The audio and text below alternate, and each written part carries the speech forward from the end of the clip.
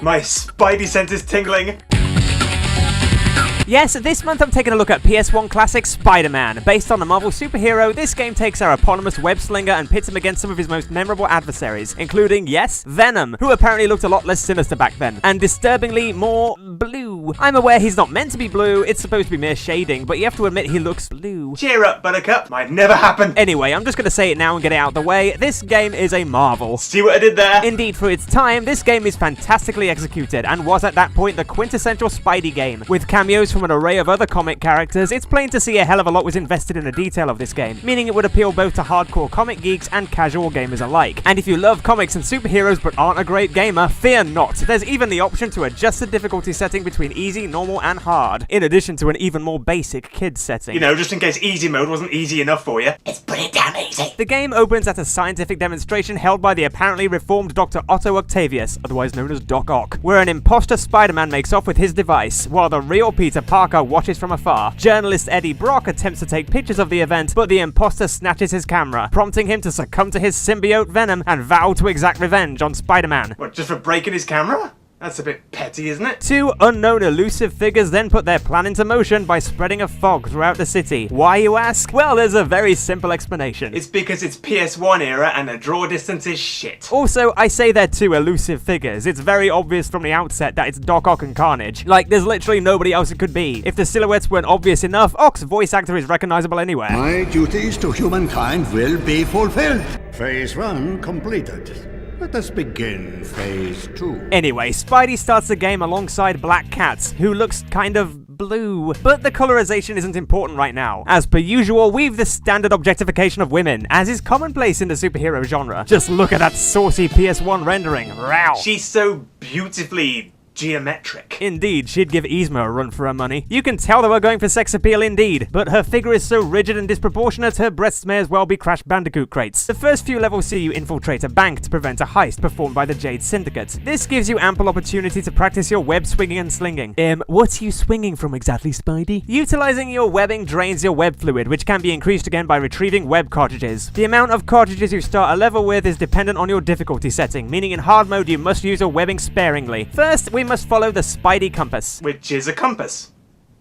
A Spidey one. And man, forget female sexualization, just look at his butt. Hot stuff coming through. Oh, sorry, I mean Spidey butt. Spidey's moves are slick and satisfying. You can climb up walls, along ceilings, swing, and zipline. This only really becomes an issue in tight spots and narrow corridors, as Spidey often sticks to walls at times when you really don't want him to. An issue further exacerbated by the rather lackluster camera, which only seems to swing behind you once you're standing still. This is problematic, especially when you're pressed for time or engaging in an intense battle sequence, of which there are many. But this isn't really a major complaint. The best places for exercising your web-slinging abilities are open rooms or outdoors, where you have ample space to maneuver. You also get to explore your varied selection of close combat moves as you attempt to save all the hostages, who are all soullessly identical, right down to the beige pants. Spider-Man, you have to save me!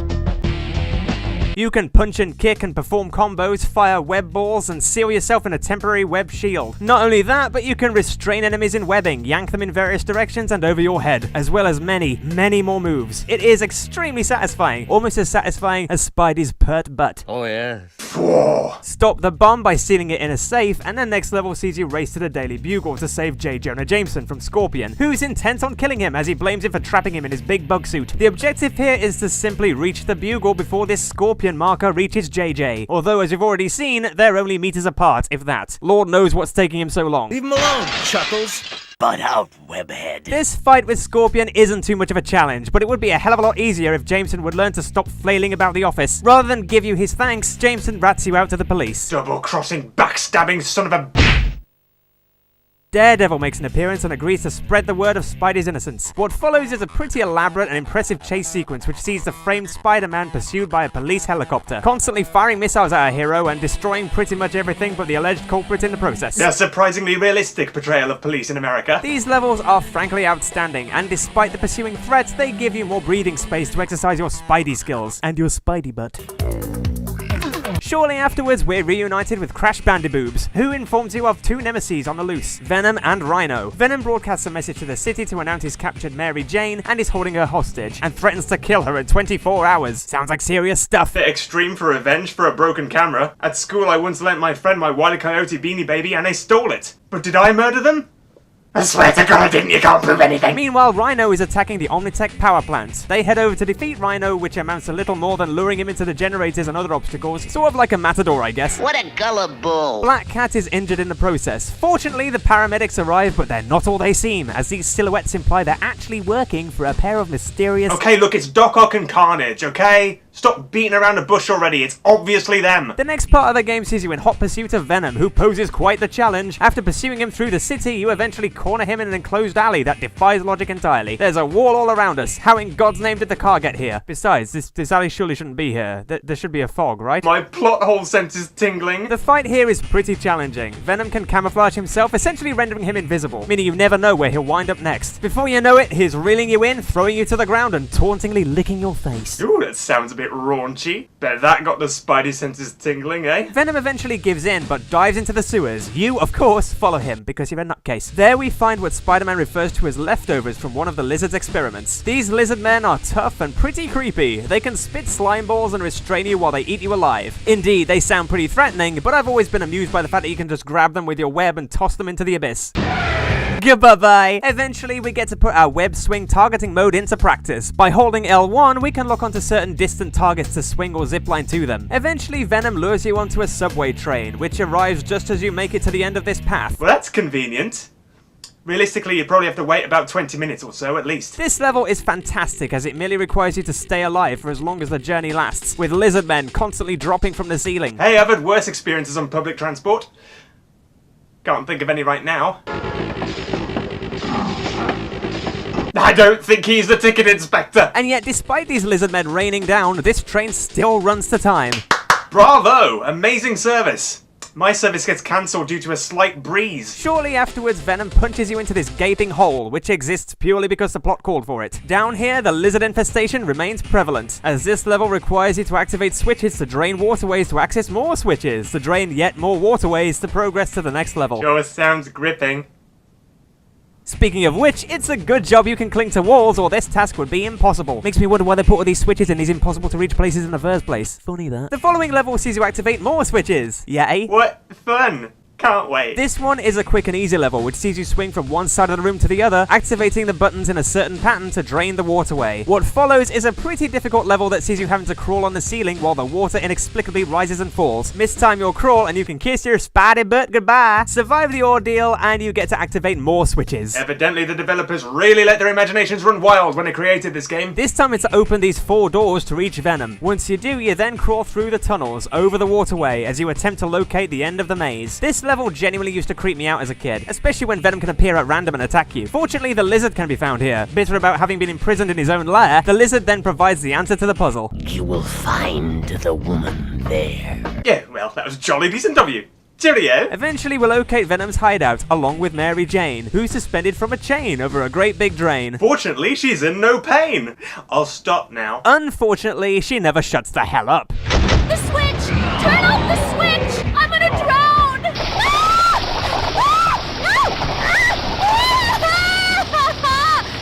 Do we have to save her?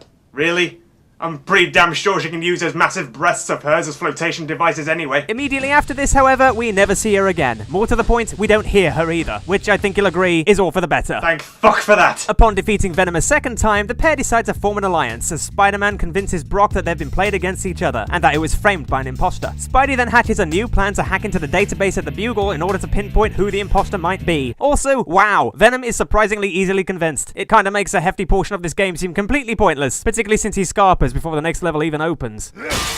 Thanks for all your help, I guess. He has his reasons though. Venom senses the symbiote Carnage. Called it. What did I tell you? Spidey is faced with an infestation of symbiotes at the Bugle, who hold hostages trapped in rooms and the ventilation system. I love that there's no palette change here. The hostages are identical to the last ones we encountered. Note to self, never wear beige pants. It's clearly a bad omen. Once we've rescued the hostages, Spidey realizes the symbiotes are coming from the basement, so we take the elevator.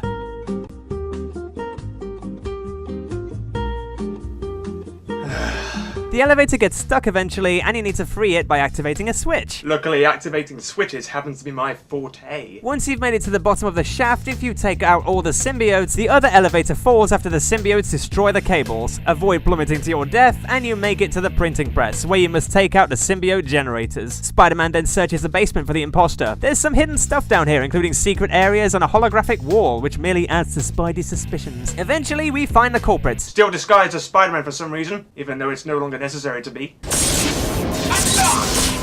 will crush you once and for all! Yes, the imposter is none other than our shape-shifting nemesis Mysterio. What follows is my favourite boss level, purely because of the scale. It's a little easy, this guy's weak spots are incredibly obvious, but it doesn't make taking him out any less satisfying. Mysterio then spills the beans and reveals that he's in cahoots with the villains and their plan, who as of yet remain completely undercover. Yep, not a clue who they could be. Not one at all. Mysterio also reveals that the fog enveloping the city is preparing the citizens for a mass symbiosis, and then instructs us to seek out Warehouse 65 on the waterfront. On the way, the Punisher tries to take out Spider-Man in a completely irrelevant scene that has got nothing to do with the plot. And instead of his traditional black attire, Punisher appears to be wearing blue. We can team up. You cover my back. No thanks, Mr. Death Wish. I'd like to keep the body count low if you don't mind. Fair enough. Okay then, well, he was easily convinced. What was the point? The warehouse is filled with symbiotes, and yet more generators. Since the symbiotes' main weaknesses are sonics and fire, this fiery webbing comes in pretty handy. Just lucky that happened to be lying around, I guess. As Spidey delves deeper, he finds a secret passage guarded by laser turrets and an electrified floor. After making it to the end of the gauntlet, it's time to stop the fog and free Crash Bandiboobs. Spider-Man! Jesus, put them away! You'll poke someone's eye out! This level is pretty simple. You merely have to activate all the switches in the 3 rooms to close off the exhaust ports without stopping the flow of fog. Essentially, as Spidey puts it, Like a banana in a tailpipe. after some big explosions, Black Cat is somehow freed, and my assumption is that this also put a stop to the fog anyway. Surely all we've done is blow the lids off the exhaust ports though, right? I'm pretty sure we've actually made the situation a lot worse. Anyway, Black Cat pisses off through the ceiling apparently because she's no longer relevant to the plot, and we make our way to the game's ultimate antagonists. No one can control the symbiotes. No one! I need not control the symbiote, Spider-Man. Doc Ock? Oh! Shock! Venom then appears to take out Carnage. Although I'm pretty sure this is why he left the Bugle earlier, so what the hell has he been doing for the last few levels? Yeah, is it me or do your friends just up and leave at the first sign of danger? Ain't that always the way? Anyway, taking out Dr. Octopus is surprisingly easy. His protective shield device has one major flaw, that the off switch is repeatedly lower so you can deactivate it. Yep, that's right! This shield can simply be switched off. That's it.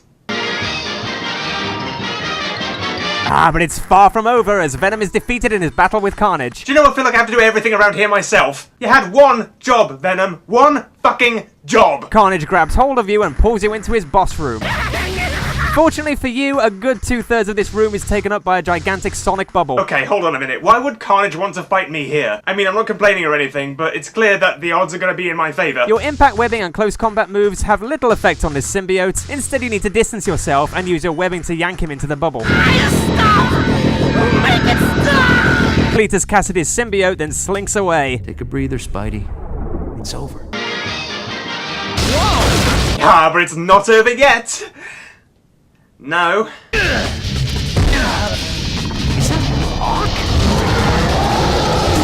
Can we go back to playing a Haunted Mansion, please? That was less terrifying. Indeed, the symbiote then bonds with Doc Ock and creates this monstrosity. The final level sees you pursued by, Stevie Wonder? Music is a world within itself, with a language we all understand. This level is a tremendous ending to the game. It can be frustrating as Spidey's tendencies to cling to walls is as much a drawback as it is an asset, being as this sequence requires you to keep on the move. One misstep and it's curtains for you. The ending sees Spidey escape by the skin of his pants, if he wore pants, which he doesn't apparently. Meanwhile, the symbiote saves Ock somehow, even though fire supposedly kills symbiotes, right? Oh, I don't care. Let's move on. Turns out Black Cat called Captain America. The goodies escape, the baddies are imprisoned, they all play cards, some bad dancing happens, the end. Ah, but that's not everything. Throughout the game, you can unlock costumes that are rewarded to you after completing specific tasks. For example, completing the game in any mode unlocks the symbiote Spider-Man costume, which gives you unlimited webbing, while completing hard mode provides you with the Captain Universe costume, which grants you both unlimited webbing and invulnerability. Obtaining costumes also extends to the training mode, which allows you to practice web targeting, speedruns, close combat attack, and survival. Achieving a certain score might see you amply rewarded. There is also a comic book collection. This is a pretty extensive collection of real Marvel Spider-Man comic books. They can be found dotted about the game in various hidden locations, and often you'll have to complete certain tasks to make them appear. Each comic book features its own synopsis, and finding them all unlocks the Spider-Man 2099 costume, which to me is an odd reward, considering its benefits are far less impressive than Captain Universe, and I personally found it easier to finish the game on hard than I did to find the comic books, but whatever. So, got all the costumes and comic books? Then the game is over, right? Wrong! And here's why! Indeed, this game just keeps on giving. We now progress to What If mode. Upon entering an ultra-secret code in the cheats menu, we are presented with an alternate reality. The game itself is more or less the same, however there are plenty of interesting changes in this mode. Some big, some small, and it's evident that the developers had a lot of fun with this. For example, remember that banana in a tailpipe line? These exhaust pipes are now plugged with big bananas. Not only that, but Black Cat is not just trapped in a box, she's also unable to stop dancing. Look at her go! Like a sexy Tetris. A big shortcut blimp in the police chase sequence appears, and some of the hostages in the ventilation system are on a major downer. Kill me. Please kill me. Ooh, that's dark as hell. Spider-Man no longer complains about Venom licking his face. Okay, wait, do it again. My Spidey. I didn't know you swung that way. Get it? Because he swings? Well, cut me some slack, eh? I thought that was a good one. I'm not going to run through them all, but I will say it's extremely entertaining and worth taking a look at. One of my favourite changes is in the Lizard's Maze. In the main game, you can return to the Lizard as many times as you like for the directions to Mary Jane, but in What If mode, he returns this snappy comeback. Listen, dude. I'm not telling you again. Sassy. Overall, it's plain to see the developers had a blast making this game. It's refreshing to see such creativity even long after the credits have rolled. Golden. Okay, so this is a little difficult to review without juxtaposing it alongside other Spider-Man efforts. Obviously, more recent ventures are going to be more impressive from a technical aspect, but for its time, this game was extraordinary. And despite its dated drawbacks, I actually think that the gameplay holds up well. Spider-Man is satisfying to control, and to watch. Oh yes. The only major issue I feel is the camera. Sometimes Spidey can cling to walls when you do not want him to, and often this can be to your detriment. Some of the best levels are those set in wide open spaces, while the worst take place in confined rooms with little to no space to swing and sling, and the boss levels are a little on the easy side, particularly due to the villain's poor choices of location. Ultimately though, this game really does stand the test of time. Not only is the gameplay of a high standard, but the soundtrack, humor, and voice acting are all top notch. All of these ingredients come together to make PS1 Spider-Man a swinging success. Take it away, Doc Ock.